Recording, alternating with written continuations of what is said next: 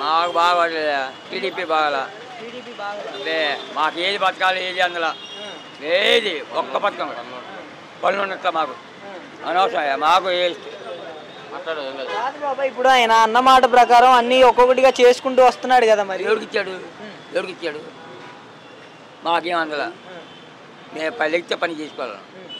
3 సార్లు cylinder book చేశాం, 3 సార్లు కూడా ఒక్కసారి కూడా డబ్బులు పడాల.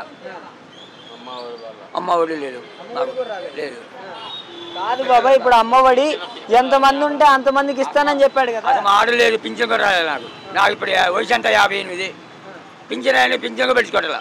58 సంవత్సరం నాకు. మా ఆడోళ్ళు లేదు, కొన్ని వండుకుని తినాలి.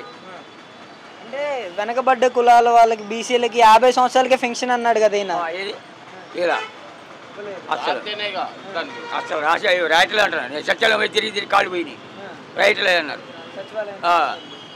ఏం చేయాలి? నేను ముందు ఏదైనా పథకం కావాలంటే డైరెక్ట్ సచివాలయంకి వెళ్ళే వాళ్ళ వాలంటీర్ వచ్చేవాళ్ళు ఇంటికి వచ్చి ఇంటిగా అడిగేవాళ్ళు,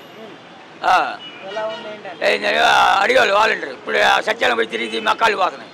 అక్కడ పోయి ఎవడు పెట్టుకోడు, ఎందుకు ఇంకా అసలు కాదండి. ఇంకా మరి క్రమక్రమంగా అన్ని చేసుకుంటూ వస్తున్నానని చెప్పి ఎవరికి ఉండోళ్ళకి ఇచ్చాడు, లేనివాడికి ఇలా ఉండోడికి చెందినాయి.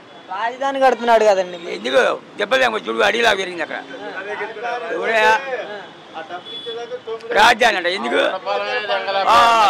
రాజధాని? అవన్నీ జరగడం పనులు బాబు వాళ్ళ కాదు పని. ఇవన్నీ 4000 పెన్షన్ ఇస్తున్నాను, రాజధాని కడుతున్నాను. 4000 పింఛన్ వాళ్ళకి ఇస్తున్నాడు, ఉండోళ్ళకి పింఛన్ ఇస్తున్నాడు. కాట్లే మన వాళ్ళు ఎవరు రాని వాళ్ళకే రాస్తున్నారు, లేనివాడికి లేదు. అది పరిస్థితి. 3 గ్యాసులు అన్నారు ఉచితంగా, ఇగో ఇవన్నీ మాకేం పడలేదా? 3 సార్లు బుక్ చేశాను నేనే, మాకేం పడలా. ఉచిత బస్సు సంగతి ఏంటంటారండి? మరి ఉచిత బస్సు సంగతి ఏమో మరి తెలియదు. మరి లేడీస్ కంట అది, అది దాటిన వాళ్ళకి అంటది. రైతు భరోసా నిజంగానే అయ్యే లేదు, ఇక్కడే లేదు, ఎవరికే వచ్చినాయి అనుమానం ఎవరైనా ఇక్కడ. కరెంటు బిల్లుల సంగతి ఏంటంటారండి? మరి పెంచి పెట్టాడు బాగా. 3 బిల్లులు ఉన్నాయి మా ఇంట్లో.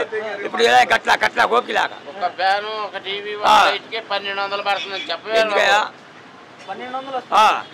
3 బిల్లులు ఉన్నాయి మా ఇంట్లో కట్లాగా. అంటే జగన్మోహన్ రెడ్డి గారు ఉన్నప్పుడేమో ఆయనకే బాబు కరెంటు బిల్లులు విపరీతంగా పెంచుకుంటూ వచ్చారని చెప్పారు కదండి. లేదు, ఏ అయ్యగారు వచ్చి నాకు పెరిగింది.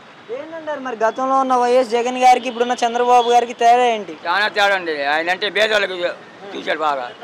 ఈ బాబు వచ్చినాక